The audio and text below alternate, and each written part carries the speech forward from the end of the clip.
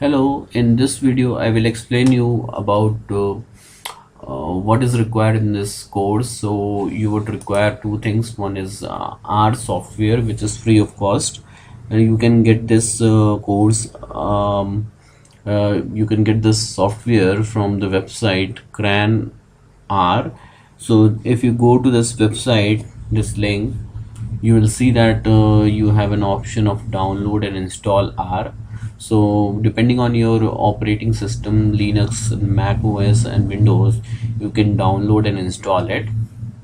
Once it is installed, you need one more thing, that is R RStudio, which is required for making your learning easier. So this is also free of cost. So once your R is installed, and you need to install R RStudio, that is R RStudio desktop. So this is also free. You download and install.